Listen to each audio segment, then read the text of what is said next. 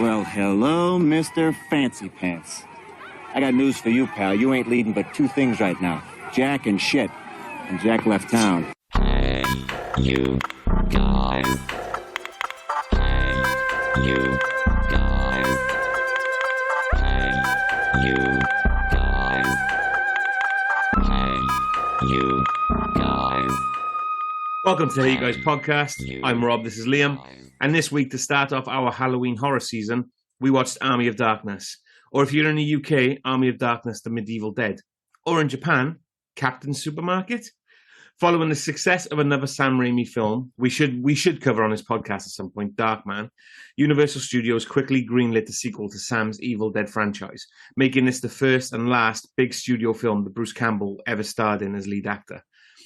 Following two previous trips to an ill-fated cabin in the woods, our hero finds himself flung from said cabin somewhere in Tennessee to medieval England.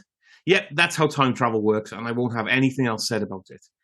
Armed with the three C's, charm, charisma, and chin, our hero sets about to rid this land of the Deadites by defeating a huge Deadite army. An army I'm not so sure he didn't create himself. I mean, if he hadn't shown up, would evil General Ash be alive? How does he achieve this task of defeating an army of the dead, you ask? Well, it's simple. He does this by creating a new robot hand from an old suit of armor, using incredibly detailed science books to create gunpowder and a steam-powered Oldsmobile Delta with a propeller to chop down those pesky skeletons. Now, Army of the Dead was the first film I watched of this series, as I was about the right age for it when it came out. Yes, I was 9. I loved it then and I love it today, to be fair. Now, with all our stories of renting films from the video store when we were kids, I would assume, Liam, that you were in the right age range to have this be your first foray into the Evil Dead universe as well? No, it wasn't. No? I didn't watch it when it came out. I got into the Evil Dead a few years later, and I watched them in the more traditional order of 2, 1, and then 3. Oh, okay. I was 3, 2, and 1. I went backwards. Oh, I went backwards. The thing is, it doesn't matter. I think we mentioned it on the Evil Dead 2 podcast we did last Halloween. This is the craziest and most inconsistent trilogy in movie history. Like, it is legitimately insane. Like, Evil Dead 2, I'm sure people already know this, but Evil Dead 2 is ostensibly both a remake and a follow-up to Evil Dead 1 in a completely different tone. The first film, people forget, the first one was a legitimate horror film. A woman got raped by a tree. There was some disturbing stuff in the first film. The second film sends it up. But also, again, I'm still not 100% clear on how it's also a sequel, but it is. And then the third film is this. Like this, I mean, it's almost just an array of homages, this film, and obviously just an excuse to beat the shit out of Bruce Campbell. Like you say, it's almost amazing that this was his last leading role, because he is great in this. Yeah. But I feel like he painted himself into a corner by ostensibly being the leading man in the kind of role that doesn't exist anymore. And that is seen through the fact that, I mean, this film is an homage to so many different styles of movie, so many old styles of movie, to the point where it's like, after this film, even though he's great in it, it's like, what do you put him in? You don't put him in a traditional leading role. And I blame Sam Raimi for that. I think we said it during the Evil Dead 2 podcast as well, where he models his acting style from like the Three Stooges. He is so physical with the way he's acting, the way he's taking these bumps. It's meant to be a horror. It's a comedy horror. It has to be this film, because you find yourself laughing at some of the idiotic things that are happening to him. Mm-hmm. Well, that's the thing. I mean, like you said, that's the problem. He is modeling himself on it's not just him, it's the directorial style. At some points in this film in particular, like, you got it a bit in Evil Dead 2, but there are moments in this which are just pure Three Stooges. And he's, to say he's leaning into this, but it's not just that. This film has everything. I mean, it takes inspiration. I think it takes inspiration for too many things. I think that, and we will get to how I actually feel about this film. But I think one of this movie's biggest issues is that it takes inspiration from too much. It's trying to do too many things. It's like a part of it is a Connecticut Yankee in King Arthur's Court. That's an 1889 novel. I do apologize. There's Jonathan Swift's Gulliver's Tale. These are all, you can pick these parts out of the film so easily. There's films like, Seventh Voyage of Sinbad and Jason the Argonauts, like the Ray Harryhausen kind of influence is clear again. But then there's the Three Stooges, which you've already mentioned. There's the Conan the Barbarian stuff. There's even towards the end, it goes like a little bit Errol Flynn. And I know it's not the movie's fault because it came out before, but the final act of this film is pure Lord of the Rings: The Two Towers. Like, to the point when the additional army comes in, it's even it was like if somebody shot Lord of the Rings: Two Towers on 1/20th the budget, this is what it would be. It's such a bizarre film. Well, Peter Jackson must be an Army of Darkness fan. I'm sorry. Oh, he absolutely coming must down be. the hill, that entire army. But like that army of what was his name, Duke Henry the Red? Yeah. His army was massive. I know. He seemed to have, like, they saved all the cast for the end, and I can only assume they were like moving the cast around because obviously they just didn't have the numbers, so they just went and put everyone on the hill. But of course, that made it look like he had the biggest army of the bunch. So when he rocks up at the end, I mean, it's weird because at that point it starts becoming for a little bit. It starts becoming a slightly more serious action fantasy film. Of course, we say horror because they're skeletons, but this really is a fantasy film more than anything else.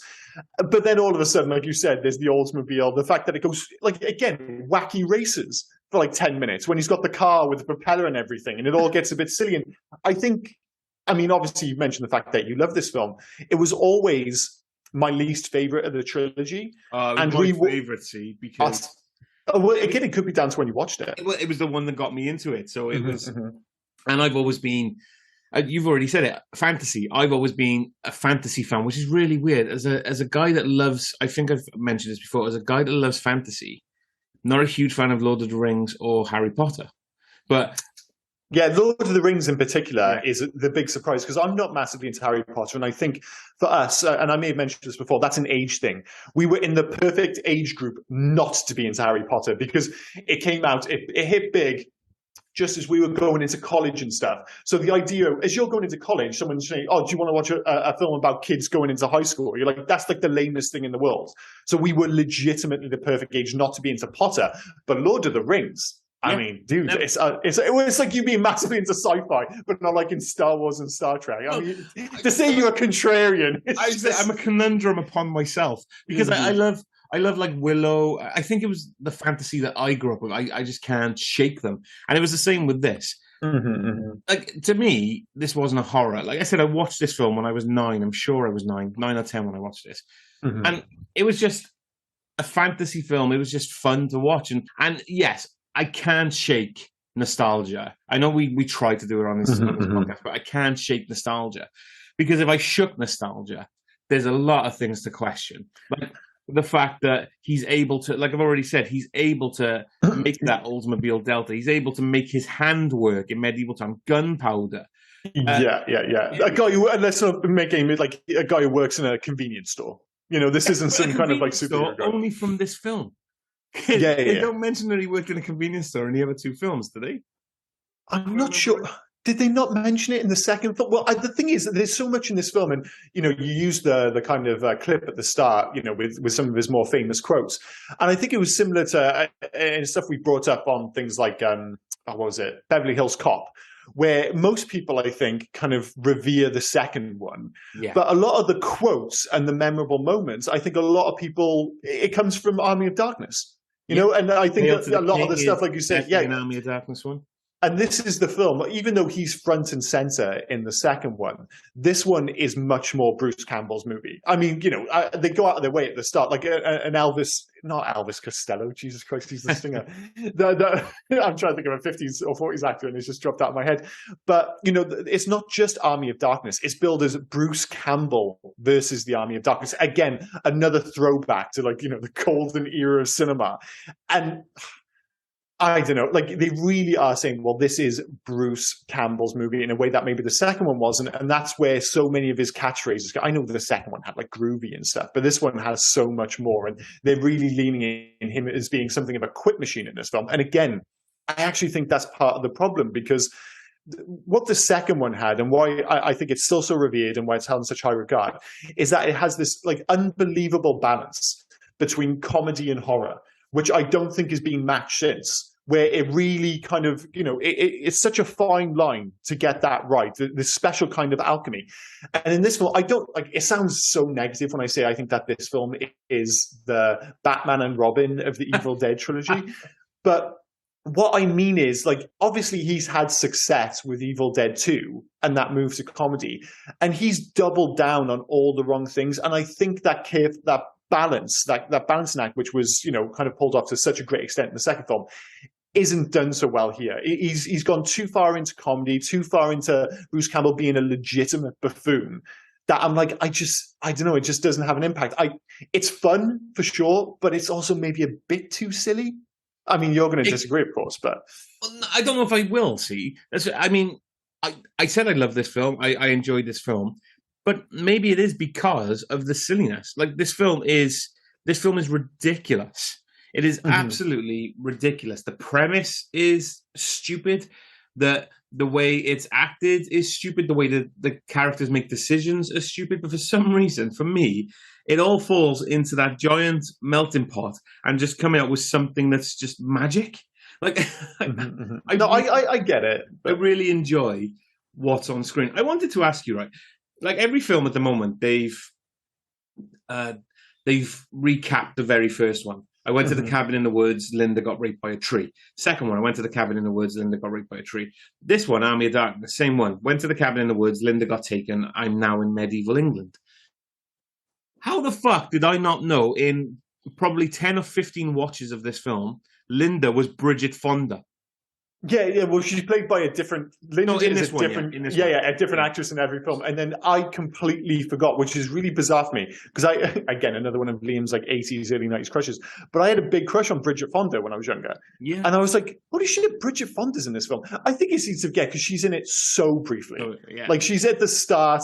And again, I mean, you mentioned the start, the fact that they did the Rocky thing where they show you the end of the last film at the start of this one, and it doesn't quite match. Like, I can't believe they didn't reshoot the bit when Ash falls from the sky and lands on what are so clearly mats on the floor. It's so like, it looks rubbish at the end of Evil Dead 2, and it looks even worse here because all of a sudden he stands up and you can see it's just a different shot in a different location. All of a sudden they're in California. I know it's supposed to be medieval England, but yes, it's California. But which again, this film gets away with because it does have this kind of rough and ready charm. But as I said, I don't know, maybe I'm being unfair, but I think it peaks this film with, in terms of getting the tone right, or certainly where I wanted it to be, is with the chainsaw battle. I think the start of this film is fantastic. Yeah. When he gets thrown into the pit, and he has that chainsaw battle with the Deadeye. It's still leaning into the absurdity, where it's like, "Here, strange one," and he throws it in, and he's does that able thing to where he catch jumps perfectly. Yeah, and it makes the noise when it clicks in and everything.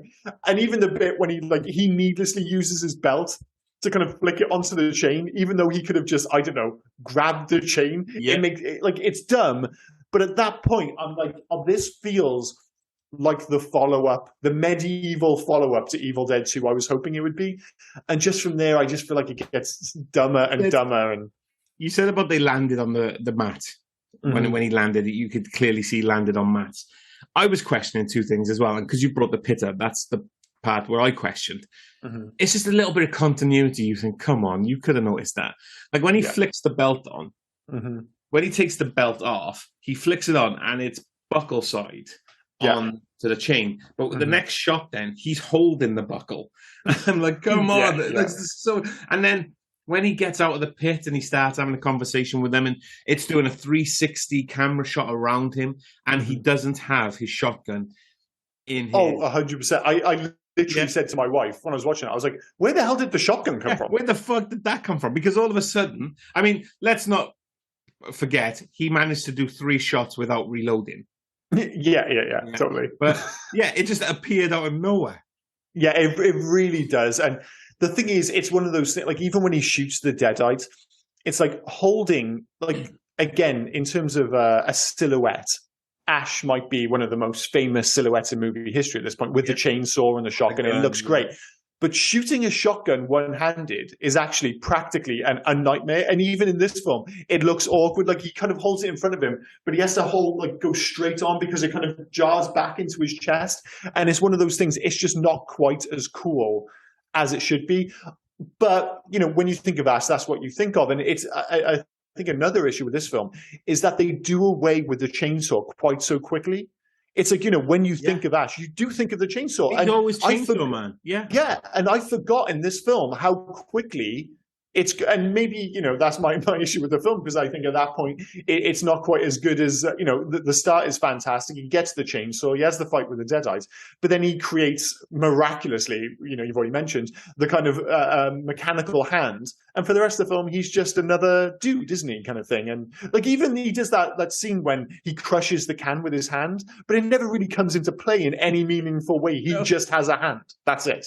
I love how they did that as well. I want that hand off the suit of armor. Okay, that's fine. And then he messes with a couple of gears. He tightens it on his arm, and all of a sudden he's able to go, "Yep, I got a working hand. I've got a working hand." That was pretty good. I mean, I'm pretty skilled at all these things. Like they just show like later on in the car, like he opens his boot and he has like a chemistry book, which explains everything. It's like, well, he knows chemistry. He's got a chemistry book. That is the most detailed chemistry book that has to be on Earth, right? Because not only is it telling you what chemicals you need to make gunpowder, but it must be telling you where you can find them and what they would be called in medieval England. Yeah, I mean, so if he was a female character, he would get slaughtered online for being a Mary Sue. Like, there's the bit when he's like literally teaching medieval soldiers how to fight. Like, that makes no sense. Why would he be teaching them how to fight?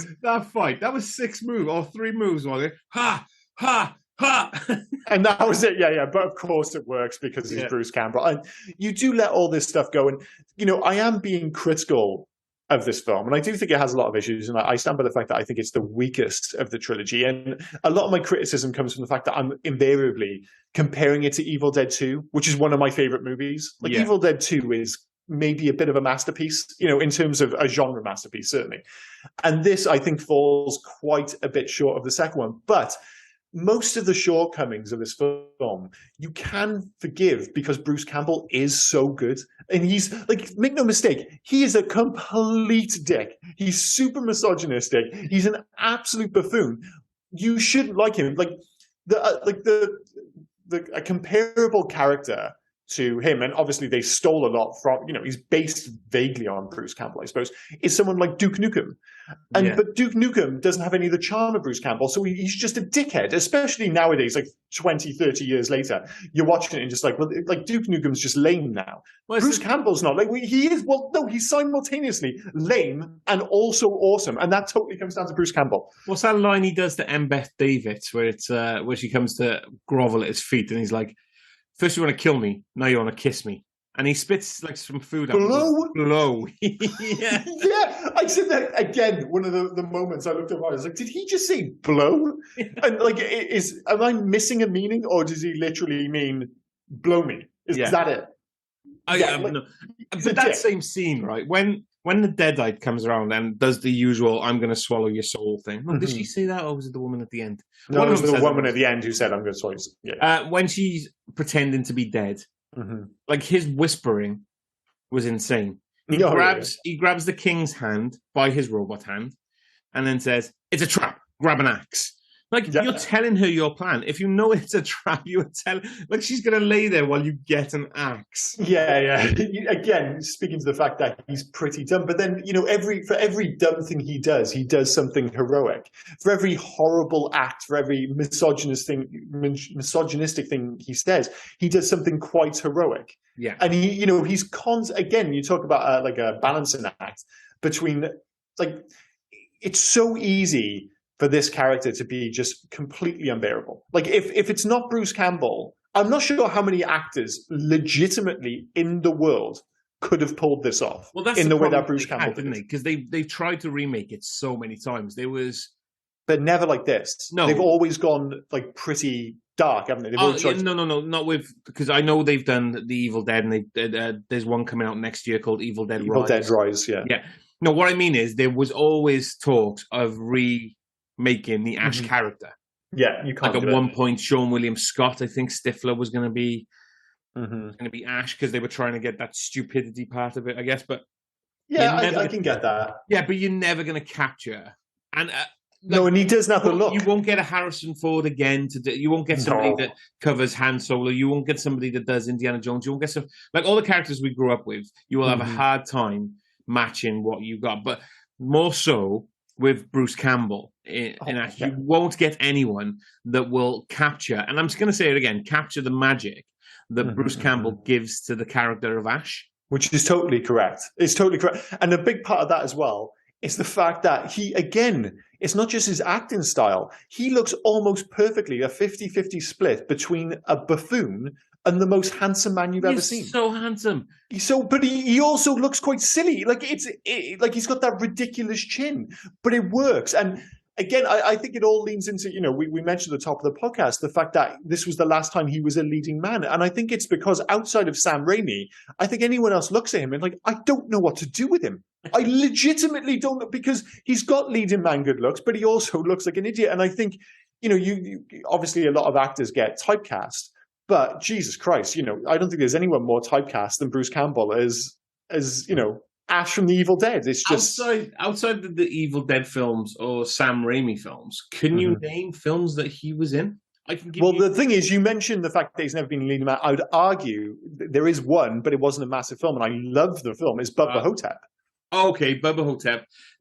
No, the whole thing about leading man, he wasn't a leading man in a major studio production. No, no, that's absolutely true. Like he's been in like My Name Is Bruce and shit like that. It wasn't. He's always been. He's had his own starring films, but never in a major studio production. No, that was probably the closest he ever came, but that was Bubba only Hotep because is fucking fantastic. But the other one I was thinking of is Maniac Cop.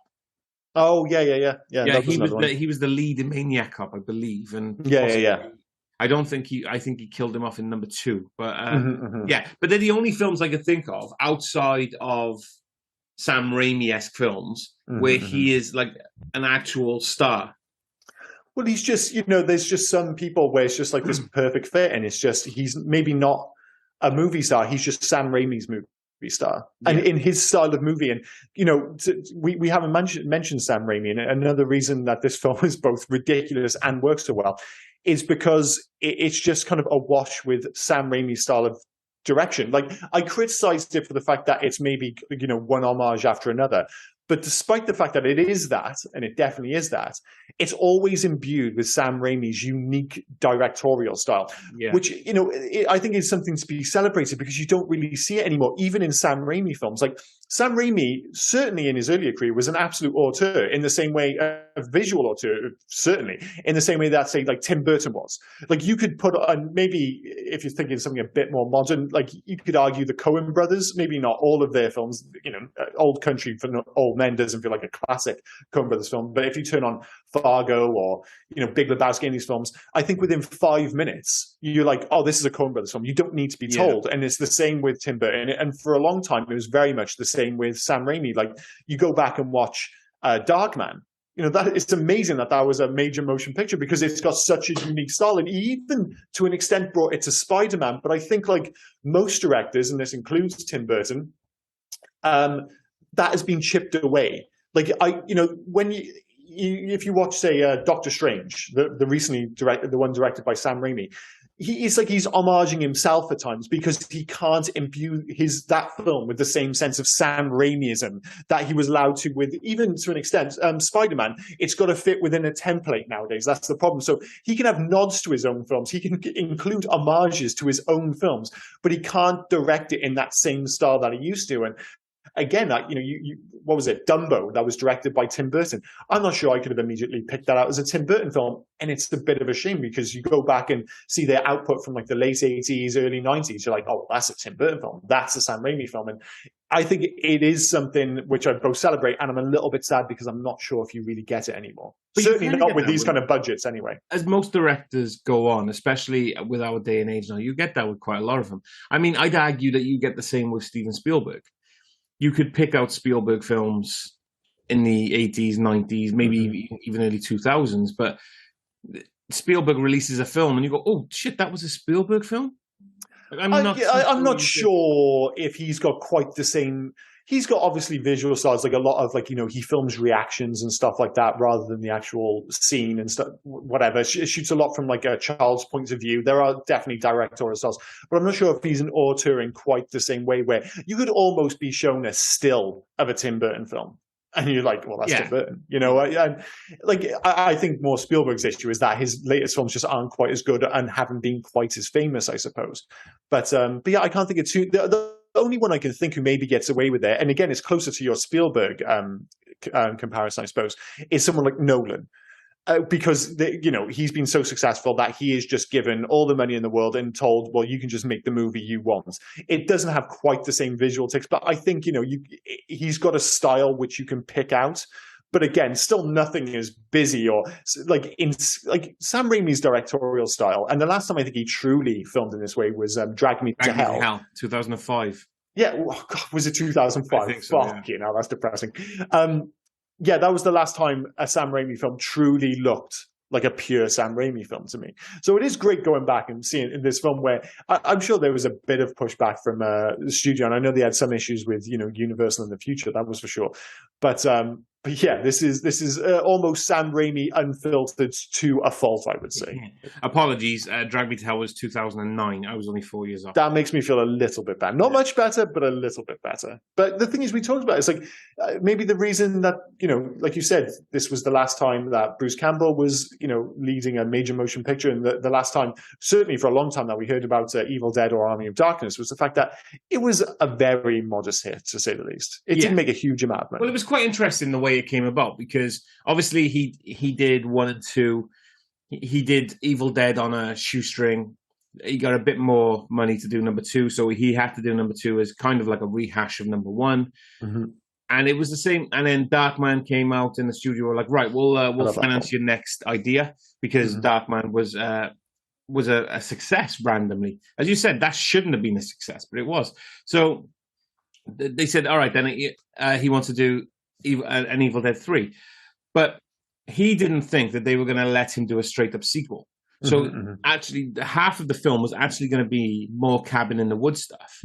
And then the second half of the film was going to be in medieval England. Yeah. Because he was going to have to do a retelling of the story of the cabin again. And then because they wrote that script.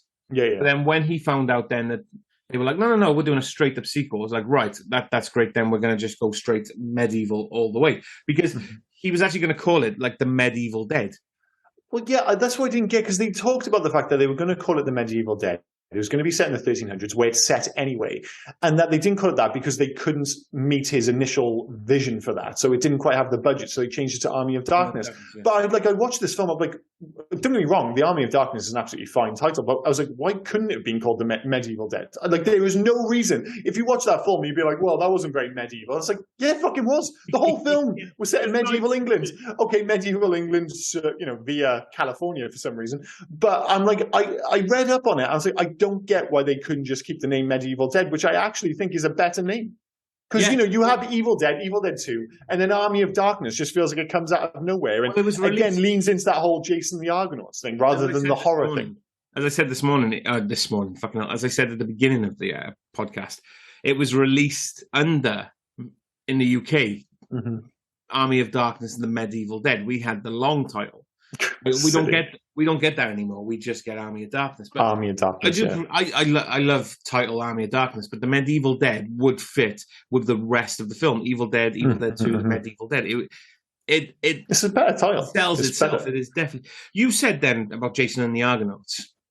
Did you enjoy the stop motion in this? I thought it was it was done quite well. I thought it was quite good. Again, once you kind of get over the fact that this isn't really going to be a horror, and especially the battle scenes, maybe because obviously they had limited movement, and you even see it later on when he fights Evil Ash, when Evil Ash has been turned into a skeleton. Yeah. That's when it really gets quite dumb, and it's like the spinning head and the eyes and stuff. But that's when it goes really Three Stooges. And I think it's a shame, because I think the skeletons look fantastic. I think the stop motion is pretty good. I think the puppetry and the suits, because they, especially for the big battles, they do a solid mix of obviously having full-size skeletons on kind of jigs or whatever you want to call them, rigs, jigs, whatever. And then obviously people in suits. And obviously they're running around and there's so much going on. Well, it lends it enough movement without ruining the aesthetic. You show the stop motion skeleton running towards Ash, and then all of a sudden then it becomes a guy in a suit, a skeleton suit that's fighting him. And yeah, you could tell it's different, but I thought it was done, especially for what film 1992. What I wanted to say, you were saying that then about the skeletons going after Ash. whoever was throwing those skeletons at him for that one scene was having too much fun. There was a scene, probably Sam Raimi. there was a scene where he is just getting attacked by, I think it was like 3 or 4 skeletons, one at a time, and he's grabbing one, snapping it over his knee. Yeah. There is somebody just like bouncer, just lobbing them somebody out of a door, just lobbing a skeleton. Yeah, and again, it's really imaginative, and I do like the fact that, you said this was like 92. I think it was released in the US in 93.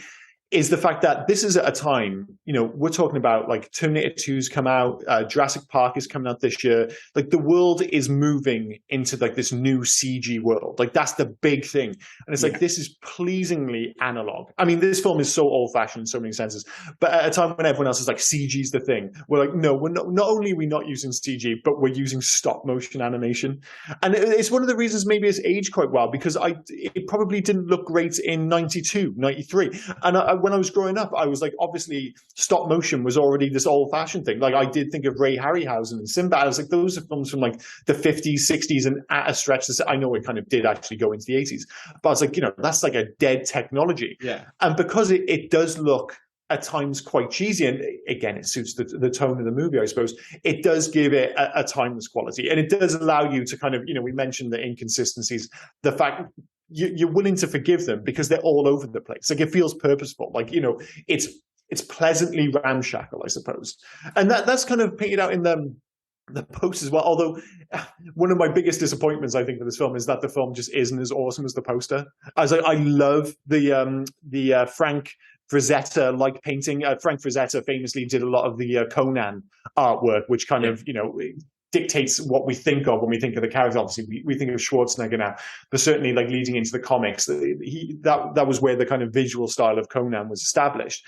And if you go back and look at the poster, like a lot of people ripped off that style. Like I think it was National Lampoon's Vacation. It's almost the exact same poster as the Army of Darkness poster, only he's holding like a tennis racket instead of a chainsaw, stuff like that.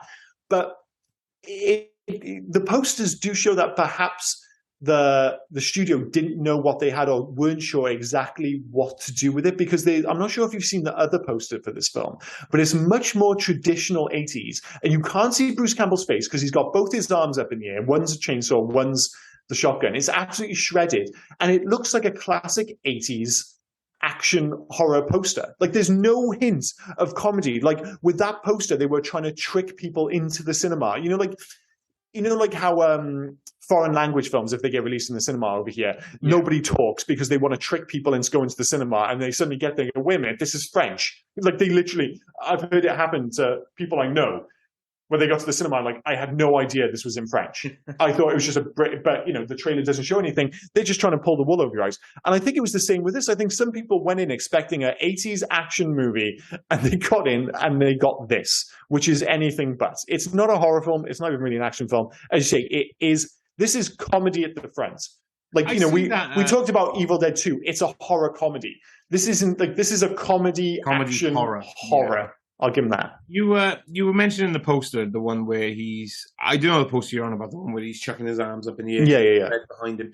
I always feel, still talking whilst my hands are in the air, that's Masters of the Universe, isn't it? I always feel like they kind of took, because that was, Masters of the Universe had a poster, didn't they, where it was like He-Man just had his hands in the air just looking up with the sword. Yeah, but even if they had that, I mean, that's fine, because Masters of the Universe, that is a fantasy film. Yeah. That is, like, I don't think that I ever saw a Masters of the Universe film which didn't kind of, like, sell you on the idea, well, this is Masters of the Universe. And, of course, you couldn't do anything but, because Masters of the Universe was one of the most famous franchises in the world back in the 80s. But this, I mean, I think a lot of people, it doesn't even have Evil Dead on it. The poster just says Army of Darkness. Most people would be like, they'd have no idea it was, like, the third part of a trilogy. They would certainly have no idea, like, who Bruce Campbell is. And they would be like, they would just be expecting, oh, well, this is going to be like a fancy horror action film. Say what you will, I love that poster. Oh, it's a great poster. It just doesn't have much to do with this film. You've got evil Ash in between the shotgun and the chainsaw. Yeah. Two things he never uses again, except for the beginning of the film. Exactly. Oh, it's absolutely insane. Yeah, but it's a great poster, but it doesn't look like it belongs to this film, that's all. The best poster is the one you shared on our social media. 100%. Japanese one, where he stood on soup tins that just say Campbell on them. And it turns out it's because I've already said it, but in Japan it was released as Captain Supermarket. Which is insane. Especially, like you say, the fact that, he wasn't really revealed, like his role. I don't know. I'm starting to think maybe he was revealed in the second one. I can't remember now. But like the fact that he's called Captain Supermarket is absolutely, like, I saw that poster and I'd never seen it before until this week when I was doing a bit of research. And I was like, that can't be the real Japanese poster. And I was like, no, that is the real Japanese poster. But at the time, I had no idea that he was called Captain Supermarket in this film. But it's like, why not? Why not be Captain fucking Supermarket? This film is ridiculous. It doesn't make any sense in regards to the previous films, of course. If you're like, oh, I watched Captain Supermarket, I'm going to go back and watch Evil Dead 1 now. And you're like, what the fuck? I did a little bit of research. Christ. I did a little bit of research as well, right, going on about supermarkets. I mean, it's all about Shop Smart, Shop S-Mart. And you think, is this a real place, or is he just selling the whole?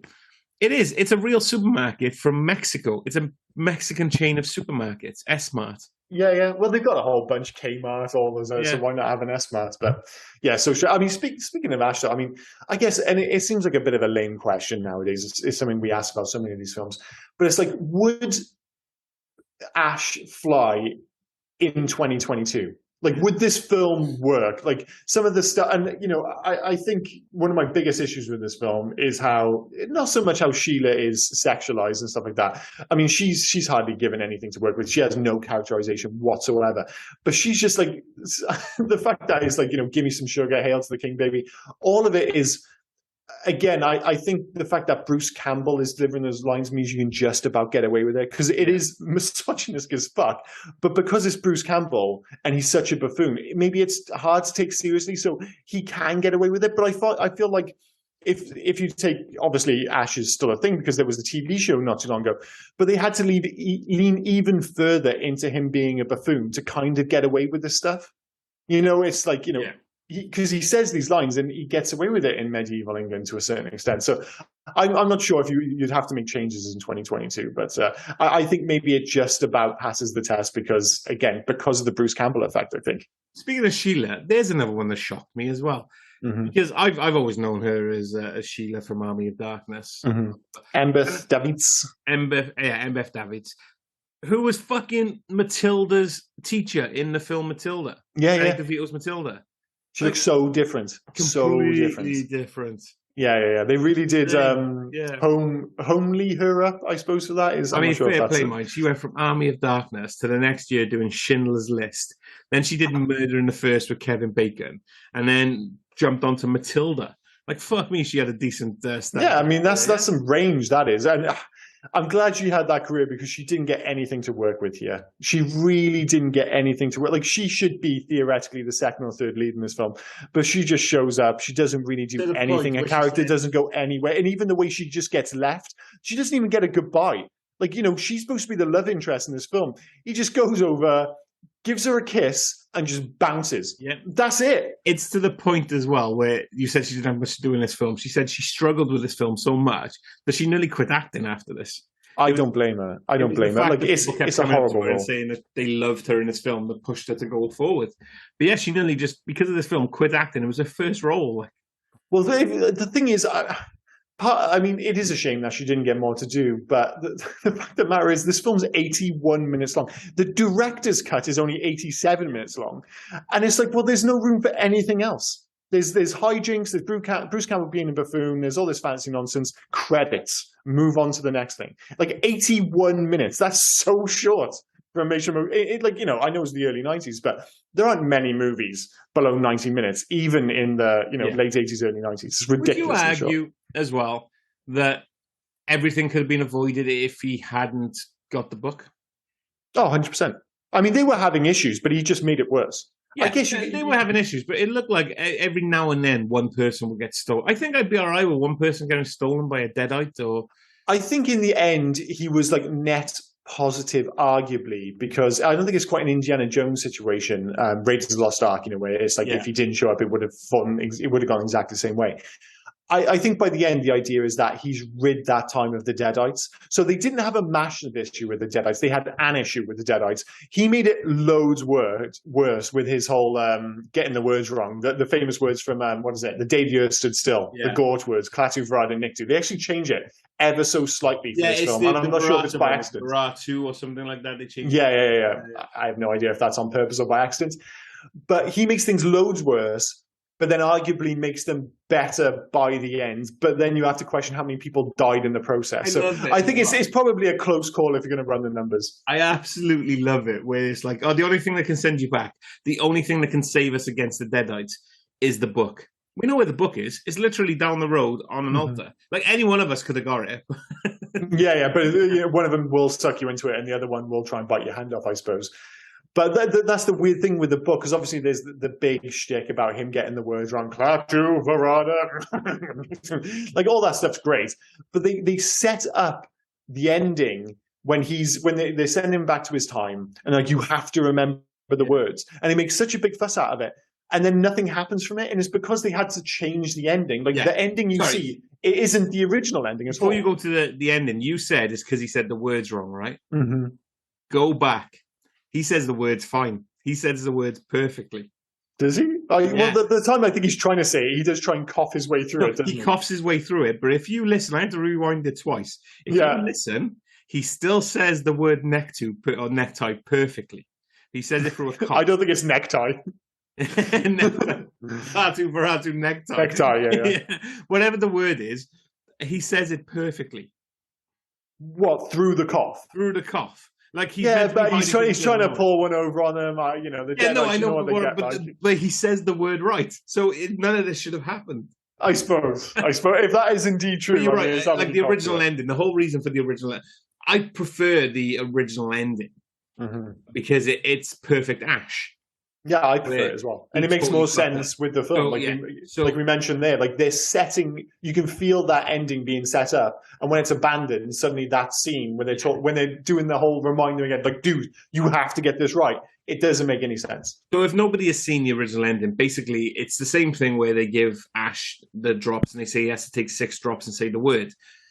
And so when it then shows him taking the drops. And whilst he's taking the drops, something catches his eye and he forgets the number. Instead of taking 6 drops, he takes 7, and then he wakes up in a post-apocalyptic London randomly because Big Ben is just destroyed. So even though he was able to travel back in time to medieval England, he wakes up in England. Well, anyway, because it makes sense in and of itself. If you just like say, oh well, he was in England, so why wouldn't he wake up in England? But it was like, but in the second one, he didn't leave England and go back to England. He went back in time and he moved geographically quite dramatically. He went across the Atlantic and across time.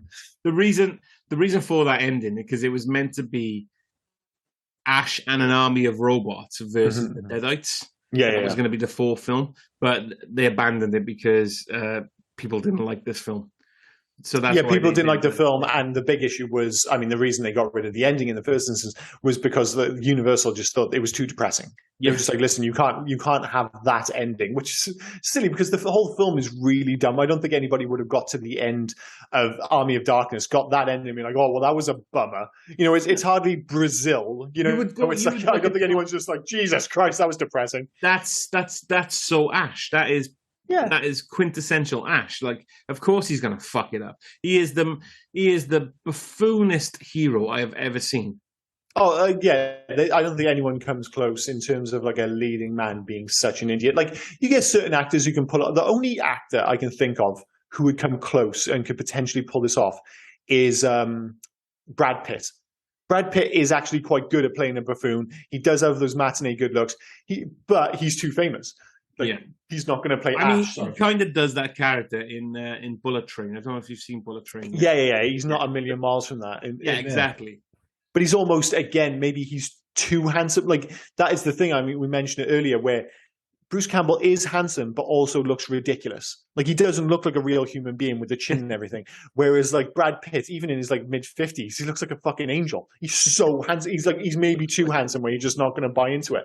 Like, again, another one, in terms of somebody who's got close links to Brad Pitt, George Clooney, he's proven numerous times in Coen Brothers films, if he's got the right script, he's fantastic at playing a handsome buffoon. They make him a buffoon in nearly every film he's in. Yeah. You think of like, Oh Brother, Where Art Thou? Or what was the recent one? Hail Caesar. He's a handsome idiot in all those films. I guess theoretically, again, he could have played Ash, but he's not going to now, is he? Like, you really needed to catch him, like, basically just after Dusk Till Dawn. Yeah. That's when you could have done a film with him playing Ash, but yeah, that ship has sailed. Like, and the problem is now, not to the same extent as Harrison Ford in Indiana Jones. Like, he's nowhere near that beloved. But people are so attached to Bruce Campbell as Ash. He's so synonymous with the character. I just don't think you can recast him now. I think that ship has sailed. You're gonna have to wait some time now because they keep bringing, like, it would be weird to bring, like, we just said Evil Dead Rise was coming out next year now. It would be weird to just have that and then have some sort of Ash character just appear in that.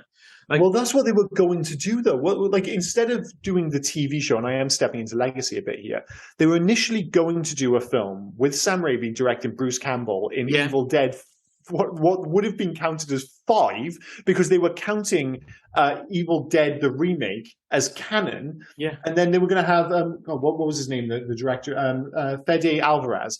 They were going to have him make a follow-up to Evil Dead, the remake. Yeah, that brings not his own remake. It was going to be 2 standalone films that meet into another. Well, it was going to be essentially, it was then going to be Evil Dead 7 was going to converge the two worlds of the very hardcore horror film that Fede Alvarez was doing with the more traditional buffoonery of Sam Raimi and Bruce Campbell. And you look at that and, like, I have no idea how that would have worked, but of course I'd love to see that. Yeah, like, that sounds really interesting, but we never. In the end, they've, like, this Evil Dead Rise is not even a sequel to the Evil Dead. No, it's not at all. It's just totally another standalone film about 2 sisters that are fighting monsters in an apartment block. And it's a completely different director. It's by an Irish director. Directed Hole in the Ground, Lee Cronin. But I mean, Sam Raimi and Bruce Campbell are executive producing on that, so there is a link, I suppose. But to be honest, I'm not even sure what executive producer really means. It's just like, it feels like a title more than anything else. It'll be interesting to see what kind of input they have and whether, because one of the issues I thought with the Evil Dead's remake, and when I say the remake, I mean the Fede Alvarez one, was the fact that, he went all horror and it had none of the humor. So it was very much a remake or a kind of homage to the original film, which didn't have any like comedy, certainly not intentional comedy. So it's hard to be judgmental when you're like, oh, well, that's got nothing to do with Bruce Campbell and that's not funny. But it's like, yeah, but the first film isn't funny. So it's like, it depends what you're like, are you a fan of Evil Dead 1? Are you a fan of Evil Dead 2? Or are you a fan of Evil Dead 3? Like I said at the top, this is the strangest trilogy in movie history. Make no mistake. That isn't hyperbole. This trilogy is fucking bananas.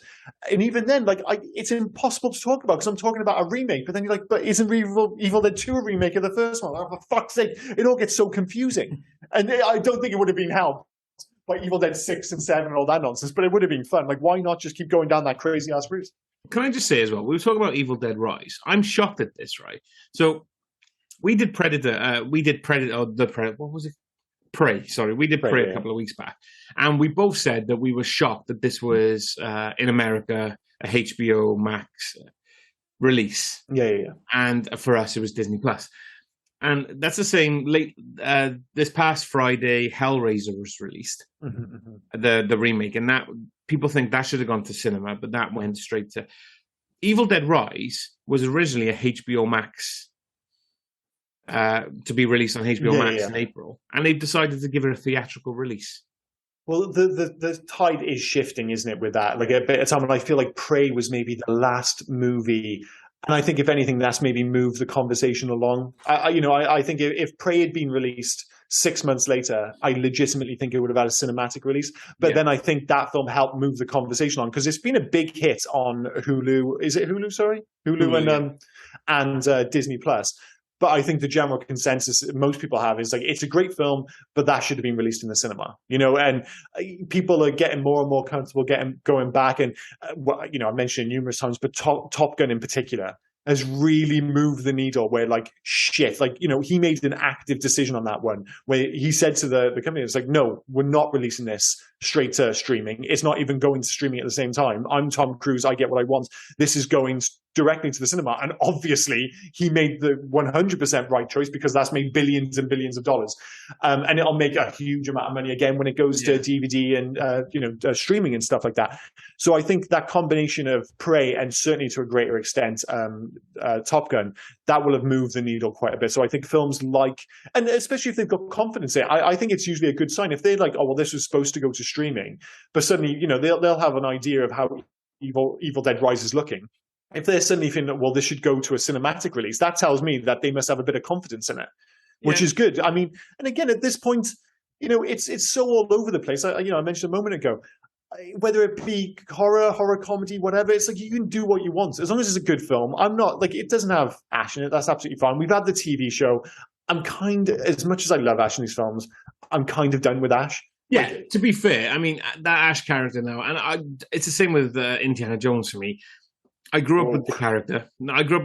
But might be getting a bit too old to play that character, but nobody else should play that character. Retire it. Do you know what I mean? But you can't retire on Crystal Skull. You need that extra. No, okay, you can retire on Crystal Skull, but Jesus Christ, the dude's 80 now? He is 80. I mean, he looks great for his age. I want to believe he can pull this off. And I so want it to be good. Because I think I mentioned before, I don't hate Crystal Skull as much as other people do. I think the second half is a bit of a shocker, but I actually think the first half of Crystal Skull is good. I legitimately think it's good. But we're comparing it to what was before maybe the greatest trilogy in movie history. I don't think there's too much of a stretch. I know some people have different feelings about Temple of Doom, but as we found out on our own podcast, we both adore Temple of Doom. Yeah. And a lot of people, I feel like conversation has shifted quite a bit on Temple of Doom now, where a lot of people see it in much more positive light than maybe back in its original release back in the early 80s.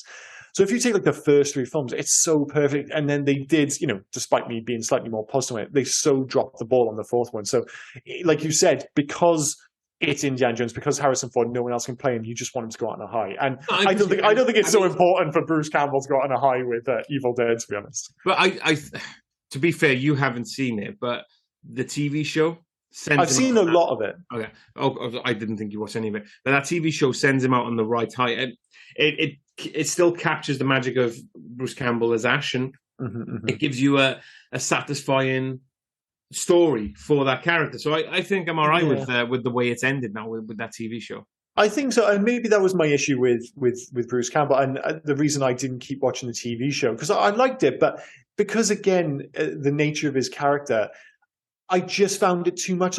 I love Ash and I like Bruce Campbell, but too much of that character.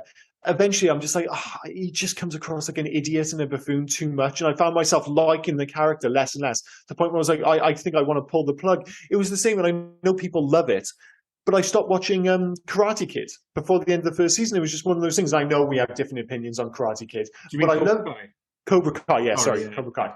I love the original movie, but what I found out pretty quickly is that I don't want 30 hours of Karate Kid. It's like I just don't want them. I don't need 30 hours. I was like, I enjoyed them as films, and that's fine. And I think I felt the same way about Ash and the Evil Dead. I was just like, I think this is good. And I think if it had been more like specials, if it had been I don't know, six episodes all in and an hour each or something, I think I would have been more on board. But once it started feeling like a traditional TV show, I was just like, I'm kind of done with this. It's just maybe a bit unfair. You know what I liked about that the Evil Dead TV show was the legacy of Ash himself.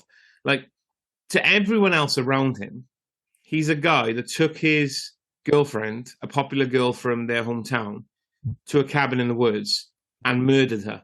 Yeah. Like to everyone else, that's what happened, and nobody's going to believe this story of how he traveled in time. Of course, nobody would. So that's I liked the fact that he's actually, to them, he's a monster. Yeah. And just as time goes on for that. In the Ash Evil Dead, we were joking about the robot hand. They made him one out of a Power Glove, if I remember rightly, in the TV show, a Nintendo Power Glove. Oh, that's pretty awesome. That is pretty awesome. Yeah. Like you said, I'd have a Masters TV show, but yeah, I don't know. Maybe I just don't want to see long form versions. We've been talking about this for ages. We probably should move on to Love and Hate, and we've already kind of dipped a toe into Legacy and stuff. But in terms of Love, I mean, Bruce Campbell, like I think we're both going to have Bruce Campbell on this list. We'd be unsurprised if we don't. The poster, as I said, the original, what is his name? The Frank Frazetta style poster in particular, with him, you know, kind of standing with the chainsaw and everything. I absolutely adore that poster.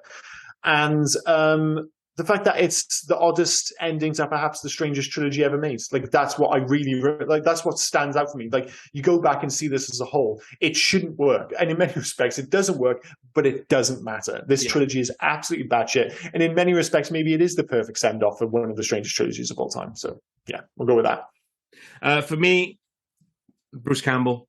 Yeah. Cannot say anything about, like, without him, this film wouldn't have worked at all. No.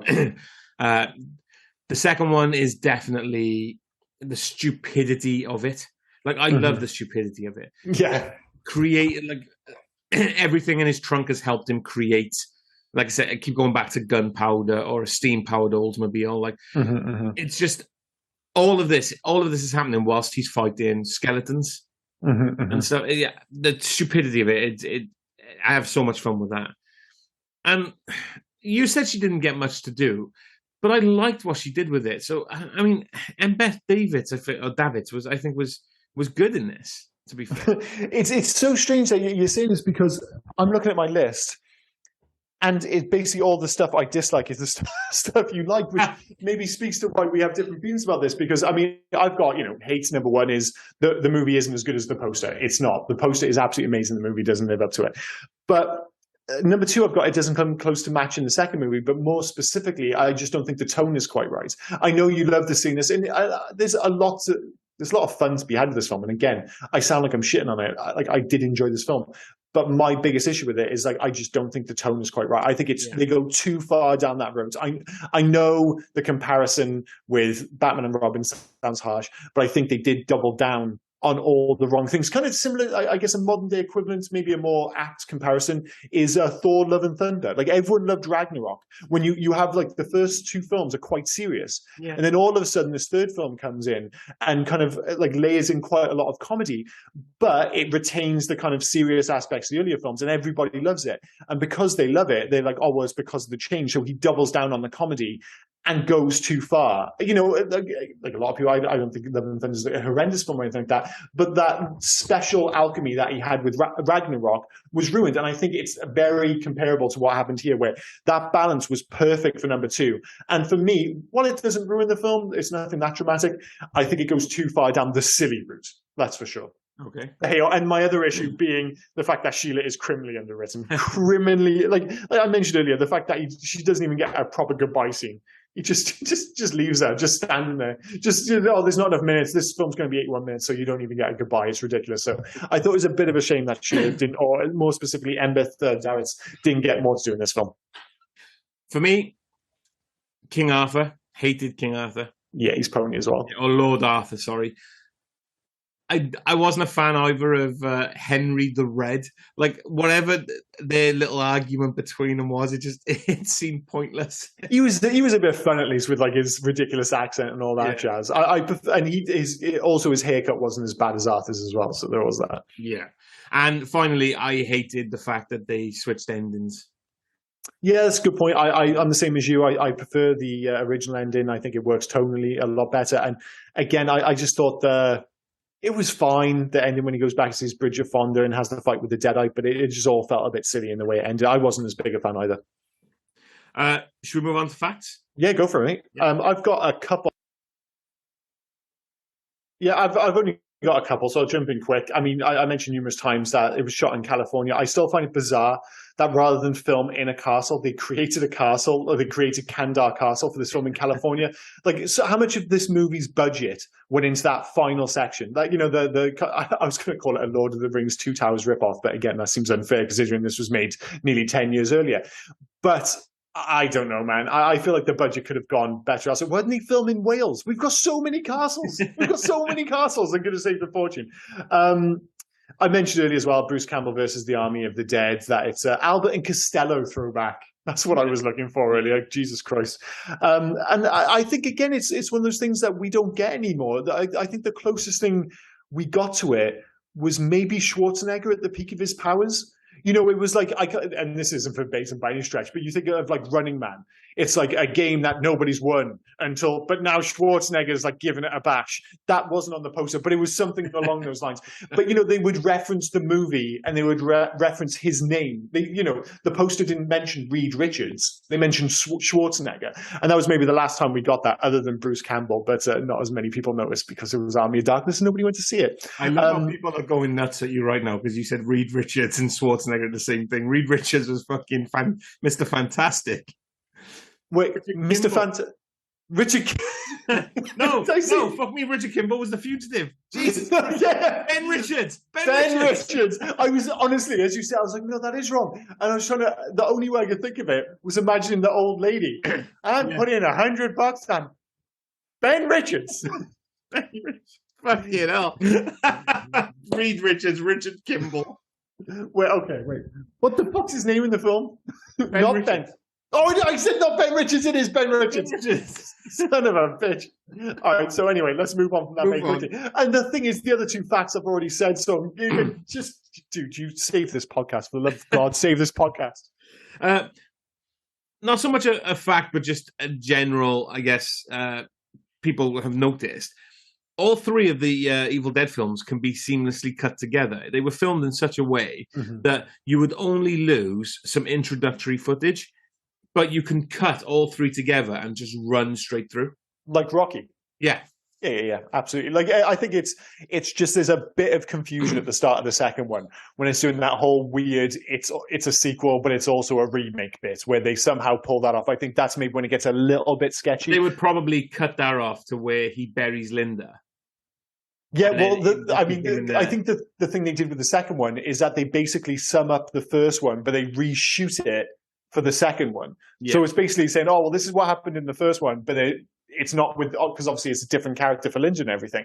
So that's why it would be kind of weird. But yeah, it's basically just 1, 2, 3, just watch them all. And imagine like starting with, knowing nothing about these films and watching them all back to back.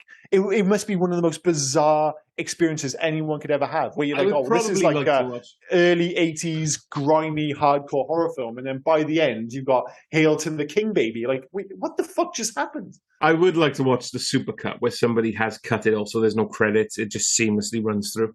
Dude, it's not much longer than watching. It's probably shorter than watching 3 episodes of Stranger Things. Like, it really is. Like, the later season of Stranger Things, and this isn't a criticism, by the way. I love the later season of Stranger Things, but you know, a lot of these TV shows, you know, they're pushing well over an hour for their episodes. Yeah. Like, all of these films, they're under 90 minutes. I think the second one is as well. I can't confirm that off the top of my head, but they're short films. You could theoretically just watch the 3 back to back and get on with your day. Absolutely. During the scene where Ash is being pelted with rocks, fake rocks were used to get a more realistic reaction out of Bruce Campbell, and partially as a prank. Director Sam Raimi pelted him with potatoes instead. That's fucking harsh. Yeah, you get a reaction though for sure. Like, why are you throwing potatoes at me? Yeah, that would hurt quite a bit. Like, getting a potato thrown at you, it's like that's no joke. According to Sam Raimi in the book Evil Dead Companion by Bill Warren, Charles Napier was to play Ash's boss in S-Mart, but his role was totally cut. Likewise, Bridget Fonda was scheduled to have more screen time as Linda.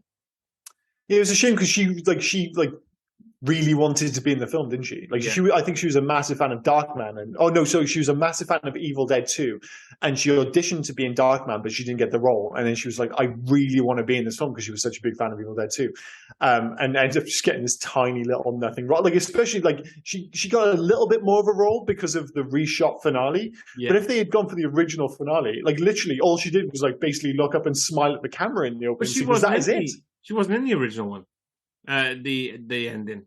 That's what I mean. Like, if she wasn't in the original, if they'd gone with the original ending. Yeah, but she wasn't in this ending either. That wasn't Bridget Fonda. Was it not? No, that was just another one because he's come back from Linda's already. No, isn't Linda the one who turns into the Deadite? No. Linda is just as Mrs. at the beginning. Oh, I thought maybe she was at the end as well. No, Oh, so she really does get fuck all. Yeah. Then my apologies, Jesus Christ. The first Deadite Ash fights in the pit was known as the Pit Bitch. Nice. Because, Probably the best bit of the film, but yeah, sure. Danny Elfman, who composed the March of the Dead, later married Bridget Fonda. Ah, classy. Wise choice. Danny she is. Elfman without his shirt on randomly. No. My God. Is he shredded? That man should not be that shredded and that tattooed. Well, the thing is, he must have something going on. Oingo boingo. Yeah. Well, I mean, this is the guy who's obviously married to, Bridget Fonda. He's obviously doing something right. Yeah. What else have we got here? Obviously, Ted Raimi, Sam's brother, is in this again. He plays like 3 roles, didn't he? Or 3 or 4, is it? 4 characters. The cowardly warrior who doesn't want to die.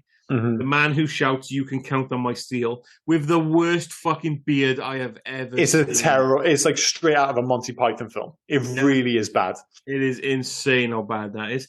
The swordsman with an eye patch, and then obviously the S-Mart store clerk who says, "Did you say the words right this time?" What else have we got here? Obviously, a couple of trademarks that they use for Sam Raimi. He loves a POV shot, especially in this film, when the fork flies through, when an arrow does it twice. Through. Yeah, I mean, that's one of the things that I mentioned earlier in the podcast, the fact that he ends up homaging his own style. And that is one of the things that comes up. The point of view shots are something that kind of shows up in all of his films.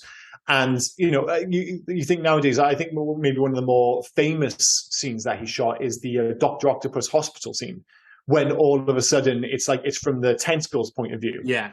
And they, cuts from camera to camera and stuff like that. And he's done that in quite a few films since then. But it all kind of comes back to the kind of the Deadite first person thing, which is quite weird because they're obviously all monsters. You never really get a feel for what it is that's chasing him in that first person view, because they're not like jumping up and they're just this all-encompassing force of evil, I suppose. It's quite bizarre.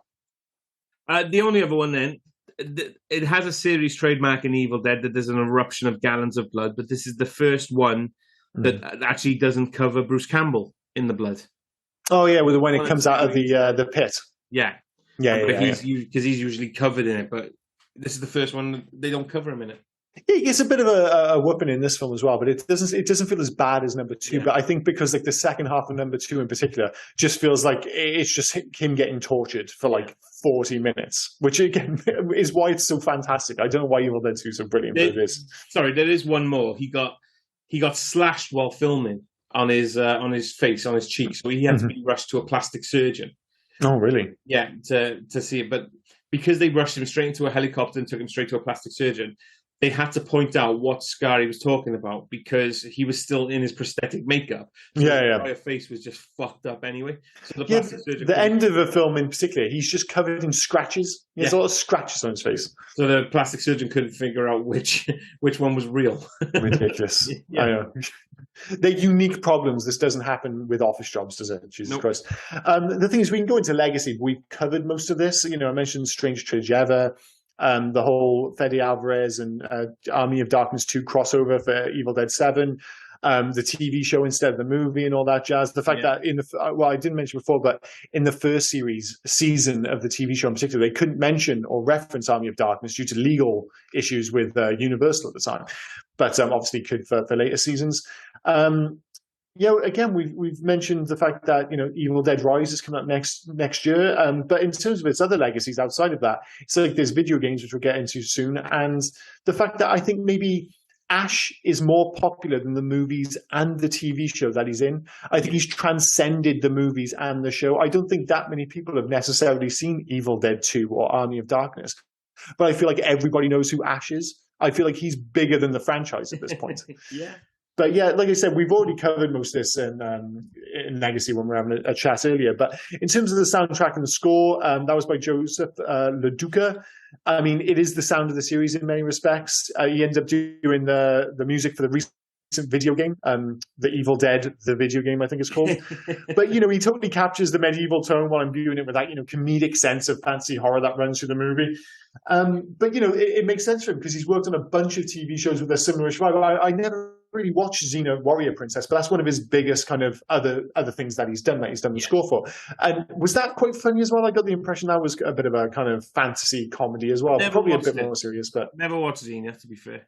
No, exactly. Well, I had it in my head that was slightly daft, but yeah, as I said, just Leduca, sorry, perfectly suitable soundtrack for this, and it totally works for the whole movie. But in terms of video games, there wasn't an Army of Darkness video game. Certainly at the time it was released, there was an Army of Darkness Defense for iOS back in 2011, but nothing kind of major really based on Army of Darkness. No. There is, again, the Evil Dead, the video game, the recent game, which I think has probably been the most successful of the Evil Dead video games, that has references to Army of Darkness, like you can play as Evil Ash and stuff like that.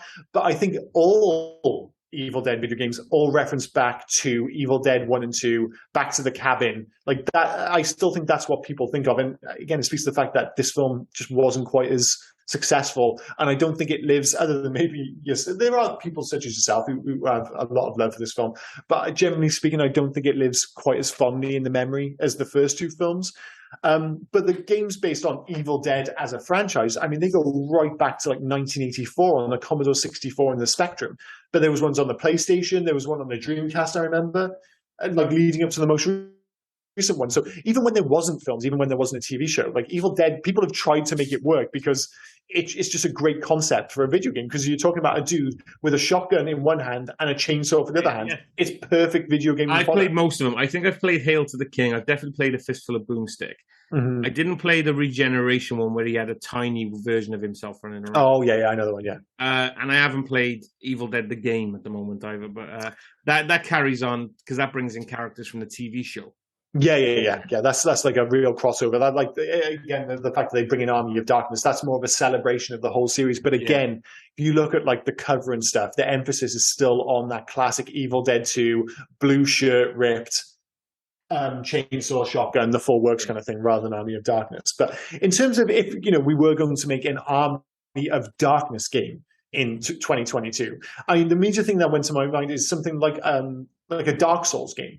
But, Dark Souls games are famously super hard and quite often super serious. Yeah. It's like, why not make a fun one? And one which is maybe slightly less hard. And I feel like you could have some real fun with the formula. Maybe even like, for the most part, it being a traditional Souls-like with, some comedic writing. But then just randomly, some of the bosses are just dog shit and just really easy to kill every so often. Or, it could be that it would drive players insane. But if you really leaned into it, could be quite fun, is that if you run into a boss, he might be easy or he might be nails, and the game just randomly assigns a difficulty to you. So it could be one you just rock up, you kill him with utmost ease, or he is an absolute nightmare at a classic Dark Souls bosses and goes on forever. Again, I think that will drive some people insane, but why not have some fun with the concept? I do too, right? I would either take something along the lines of Red Dead Redemption Undead Nightmare, where you've already got the vast, I know it's set in the West, but it's like the vast desert landscape and things like that. You could easily put that in medieval England. Yeah. Replace the zombies with, obviously, deadites and things, which could be zombies anyway. Yeah, and I think that's a great idea. I feel like it's so easy for that to always be our answer because we both love that so much. Like, it's like you look at it, it's like, why haven't more people done Red Dead Redemption? What was it called again? Undead Nightmare. It was so good and such a clever idea for an open world. I think the only other game that did it was the detective one, the one set in Hong Kong, which you mentioned a bunch of times. Sleeping Dogs, yeah, they did one which was set at like Halloween and had a bunch of like supernatural stuff going on. But no one else, everyone seems to have abandoned that idea. Why not do it like Assassin's Creed? I don't know, forget about it. Anyway, sorry. The only other one I would then do is if you wanted to go down the stupidity of it, you kind of had, do you remember Medieval? Yes, I do. Yeah. It's a similar tone for sure. Terrible game. I can't believe how many people have fond memories of that game. It's dog shit. And I tried it again recently because they re-released it. 2019, wasn't they? I think. Oh, it was terrible. It's a fucking terrible game. I'm sorry, I'm just not having it. But yeah, I know where you're going though. The idea is good. The game's terrible. That's my point. Right. Keep talking. I'm just going to shut my window because they're now chopping trees outside my house. I know it. Well, I think that pretty much wraps it up, to be honest. So I think it's just a matter of scoring and recommendation. So I think this is going to be, quite divergent in terms of where we're going here. I think it's like a 3-star film. I still enjoyed it. I think Bruce Campbell's fantastic, but as I said, I think that special alchemy, that balance that they have with the second film, is gone. Would I recommend it to friends? No, I wouldn't. I would recommend Evil Dead 2 100%, and I would let them go down that road if they wanted to, but I wouldn't tell anyone who, I assume most people who've seen Evil Dead 2 have probably gone on to watch Army of Darkness, but I wouldn't just randomly go up to someone and say, like, you have to see Army of Darkness. I'd be like, you have to watch Evil Dead 2 at the very least. And they'd be like, well, what about Evil Dead 1? I was like, well, you could do. It's still pretty good, but I would start with 2, bizarrely. But I don't think I'd recommend it just in and of itself, and I think it's a 3-star film. This is where we differ, right? Mm-hmm. Because I would recommend it to others, mm-hmm. because it's a film that you should watch just to have some fun with. Yeah, I get it.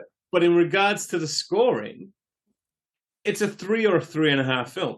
Mm-hmm, mm-hmm. It's not like I say I love this film, but because I love this film does not necessarily make it a 4 or a 5. It's not. Yeah. You look at the way the film is. You look at, like, as I've said many times, and I'm not slagging this film off because I love it, but the stupidity and the eccentricity of this film. Mm-hmm.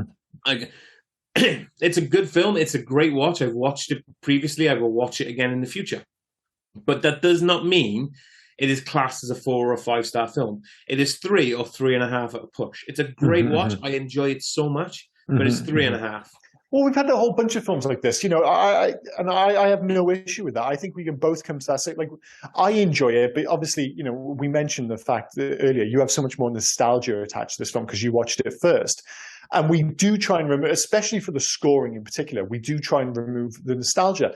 And I suspect it's certainly based on our conversation, and I'm not really surprised by this, is that we've fallen along the same line on nearly everything. We seem to have a very similar position on this film. It's just you have more of a history with it. That's really the only difference. Like, and don't get me wrong, if I had watched this when I was like 11, 12, I probably would have adored it, but I watched it later, and by then I'd already watched, 1 and 2, as I mentioned, and 2 was like, oh, this perfect little, like, this unique sequel to the original, and then the third film is like, it wasn't quite what I wanted it to be. But you were watching this film first. You had no idea what you wanted it to be. It just was what it was. Yeah. So you're coming to it from a different direction. But yeah, I'm glad we both kind of settled on the same thing, because I think if anyone came out and said this is a 5-star film, objectively, it could be a 5-star film for them.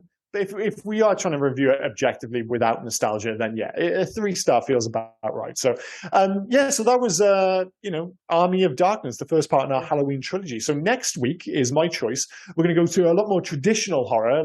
I'd say it quite a bit more scary. I'll be interested to see how it holds up because I haven't seen it for a while. But Paul W.S. Anderson's Event Horizon from 1997.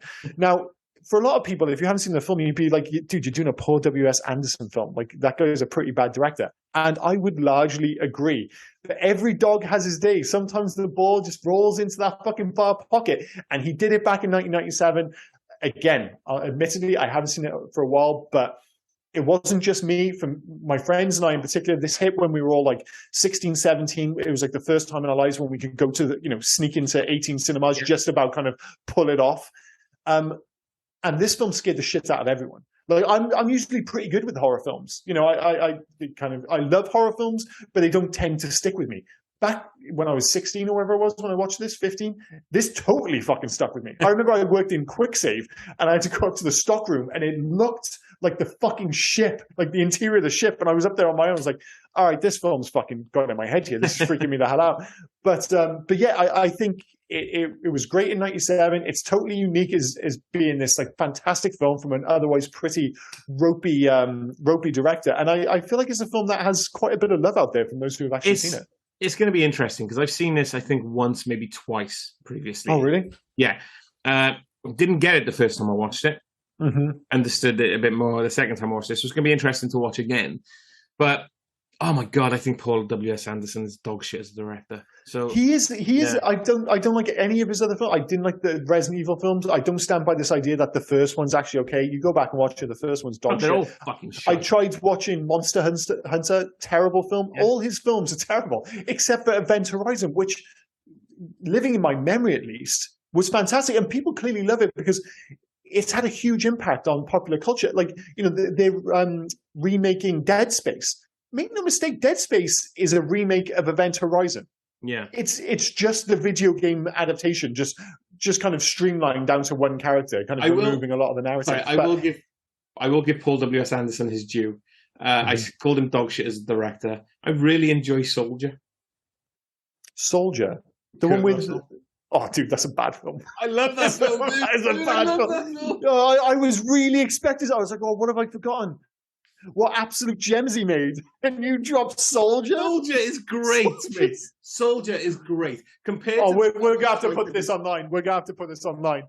I always lose these things. I always fucking lose them. But, dude, I feel like history's on my side here. Soldier is a piece of shit. And I love Kurt Russell. And I've only seen Soldier once. I saw it when it was initially released back in 1998. It was the film he did after Event Horizon. That film was rough, man. Mate, that film was really not at all. I'm gonna go back and rewatch the trailer, but we'll definitely put the trailer up online, see how people feel about it. But anyway, next week, we're not doing Soldier, thank fuck. We're doing Event Horizon. To my mind, certainly one of the most effective, one of the more memorable horror films of the 90s. So, it'll be the first time in over a decade I've seen it. But I feel like it's in the public consciousness again because of the Dead Space remake. So why not go back and revisit one of my favorite horror films of the 90s? So, yes, thank you for joining us for Army of Darkness. And please do join us next week for Event Horizon. Cheers, guys. Bye-bye. Cheers, guys. Have a good one. So where can people actually find us? Oh, well, people can actually find us on Instagram, Twitter, and Facebook at HeyYouGuys80s. You can also drop us an email at HeyYouGuys80s@gmail.com. We like to read them out on the show, so please feel free to send them in. Any recommendations, just get in touch with us. We do like that. And we'd like to thank, as always, Darry Fletcher at Darry Doodles for the fantastic artwork that we're now producing. Cheers, Darry. And a big thank you to Alexander Ortolan for the awesome intro music. He has no media presence as far as I can tell. He's very mysterious, but makes great music. So thank you very much. And we'll see you next week. Thanks for listening. Bye.